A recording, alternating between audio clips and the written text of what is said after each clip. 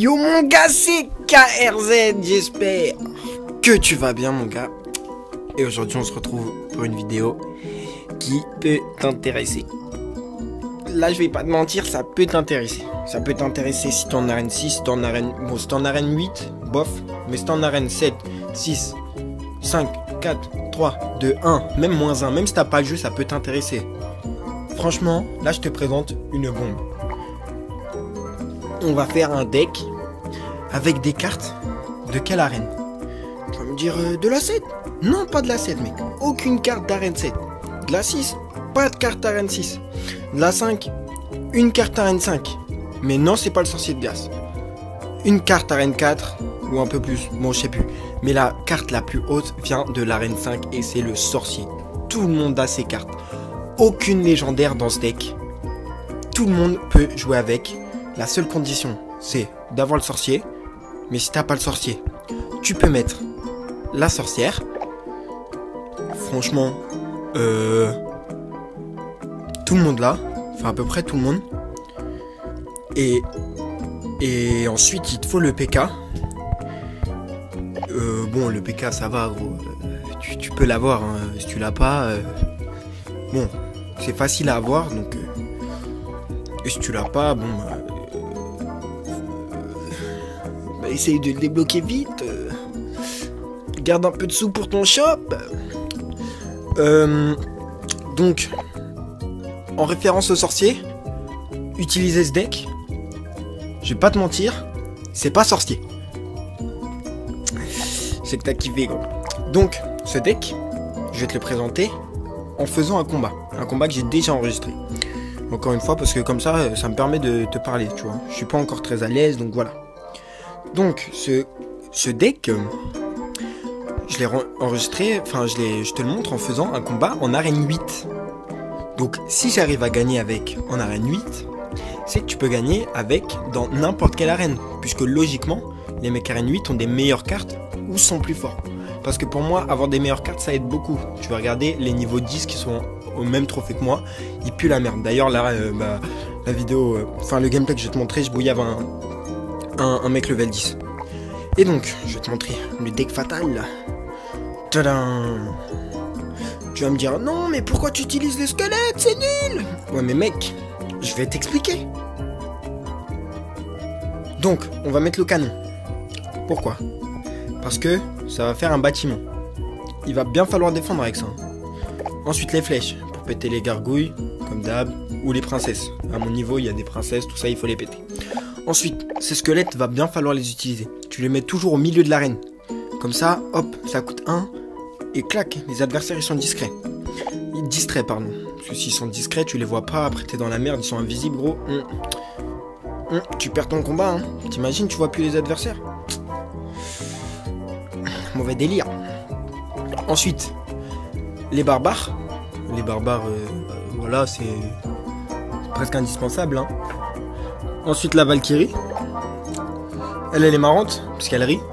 T'as compris ou pas? Valkyrie, rit.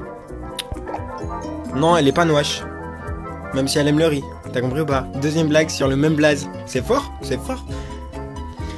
Donc Valkyrie, parce qu'elle défend bien les dégâts de groupe.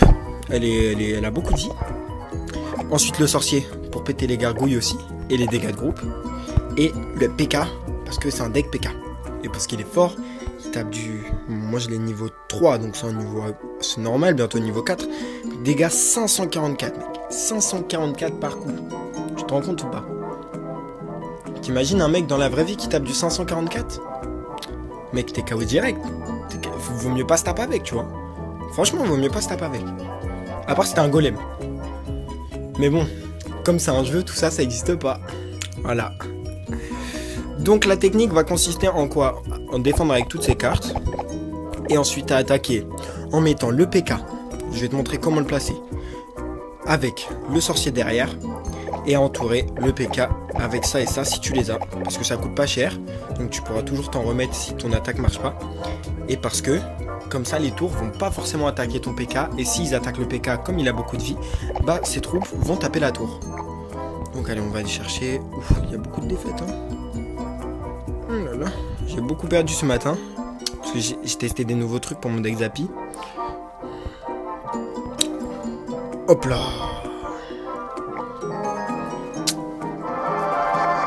Donc en plus j'ai pas beaucoup joué avec ce deck. J'ai fait 2 ou 3 combats. J'ai fait égalité, victoire. Je crois que j'ai fait à peu près que ça. Donc là je vais te montrer.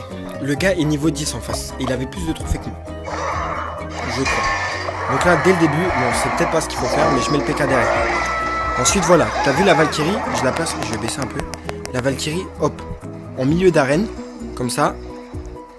Gros, t'es assuré que les troupes adverses, à part le cochon, bah c'est bon. Elle s'occupe pas de ta tour. Parce que le but c'est de protéger ta tour. Donc là, il y a mon PK, regarde. Et là je mets mon sorcier. Il met des gargouilles, sorcier, il la baise. Ensuite, je balance des petites troupes, hop. En plus ça pousse un peu mon PK. Bon là il a été intelligent parce qu'il a lancé sa boule de feu. Mais du coup il a plus rien. Et hop. Ça fait 1 minute qu'on joue. Sa tour elle est à 900. Dès le début mec. Sa tour est à 900. Direct. Et sachant qu'il est niveau 10. S'il était niveau 9. Sa tour elle serait à 700. Puisqu'on enlève 200. C'est un calcul mathématique très simple. 2700 moins 2500. Bah, ça fait 200. Donc on enlève 200, voilà. Première S, tout ça, t'inquiète pas gros. Donc là il lance son cochon de tout derrière. Pour moi ça c'est un truc qu'il faut surtout pas faire. Pourquoi? Parce que même si tu crées un surnombre, bah le gars a le temps de prévoir ton cochon. Et donc c'est une mauvaise idée pour moi. Donc là je vais balancer les flèches. Et là tu vas voir que le PK même défensivement il est fort. Et c'est là où on a tout un avantage. Donc là regarde, hop, je l'entoure. Et hop, je le double entoure. Et donc même s'il lance ses esprits de feu, je sais pas quoi, bah clac, le temps qu'il ait une nouvelle troupe, je donne un coup. Hop, on le met à 400. 400 ça veut dire quoi? 400 dans ta tête, tu dois tout de suite te dire que tu peux défendre et qu'il suffira d'un coup, un coup de PK, ton combat il est gagné. Tu vois? Vraiment? Là regarde, le Hog Rider, j'ai posé mon canon, il a attiré. Et là donc j'ai un petit surnombre, vraiment petit, mais... En tout cas, quoi qu'il arrive, quand tu poses ton PK, tu dois vraiment, mais vraiment, le poser. Regarde, là je vais mettre le magicien, regarde comment ça défend bien. Et là je mets mes squelettes, comme ça ils sont distraits, tu vois. Ton PK, tu dois toujours le poser, soit derrière ta tour, soit derrière, sauf là.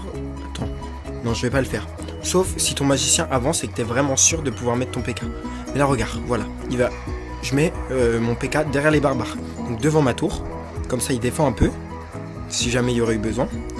Et là, le sorcier, et là je l'entoure, regarde. Hop, gargouille, squelette. Donc là, toutes ces troupes vont s'occuper d'autre chose que le PK, ou du PK, et du coup c'est fini. Je finis directement. Pas besoin de prolongation. Donc, en bref, c'est un deck très efficace, surtout pour l'attaque, très offensif. Mais si tu le gères bien, tu monteras sans difficulté. L'avantage de ce deck, c'est qu'il ne faut pas de légendaires. Et si tu as des légendaires, bah, tu les mets, hein, tu les incorpores. Les cartes bases de ce deck, ça va être donc le PK, le sorcier et les barbares, vraiment. Sachant que le sorcier, tu peux quand même l'échanger avec le sorcier de glace ou la princesse de feu niveau 2. Uniquement niveau 2 pour qu'elle puisse one-shot les gargouilles. Et je suis même pas sûr que niveau 2 elle les one-shot. Mais en tout cas, il faut quelque chose qui one-shot les gargouilles, ça c'est sûr. Et voilà, les autres cartes, je pense qu'elles sont permutables. Mais ça, avec les gobelins à lance, les squelettes, moi je le garderai quand même. Le canon aussi, parce que ça coûte que 3. Même si je sais que quand on est basse arène, on se dit qu'une tour à bombe ou une Tesla, ou même une tour de l'enfer, c'est largement mieux. Mais vraiment, il présente tous des défauts et coûte surtout trop cher pour ce que c'est. Donc voilà, j'espère que cette vidéo va te permettre d'handicaper tes adversaires. Là tu me dis ouais mais j'ai pas compris tout ça. Parce que PK à l'envers ça fait KP, handicapé. Tu vois, elle était là la blague. Maintenant je fais des blagues subtiles. Tu vas te mettre à plus comprendre mes vidéos. Du coup je vais retourner aux blagues débiles. Tu comprends? Oh là là. Bon, j'espère que cette vidéo t'a plu. Si elle t'a plu, J'espère que tu vas la liker aussi vite qu'une flèche. Aïe. Tu vois, blague pas subtile, tu préfères direct. Et je t'invite vraiment à la partager, ça me ferait vraiment plaisir. Et à commenter, à me dire ce qui te plaît, ce qui te plaît pas. Et voilà. Ouais, comme tu le vois dans mon shop, il y a de la légendaire. Et oui, je pensais à vous faire une vidéo comment bien utiliser vos gemmes en fonction des arènes. Mais je sais pas si ça en intéresserait beaucoup. Du coup, dites-moi dans les coms. Et sinon, je continuerai sur cette série à vous présenter des decks qui peuvent vous faire monter. Et voilà. Tchuss les gars, peace.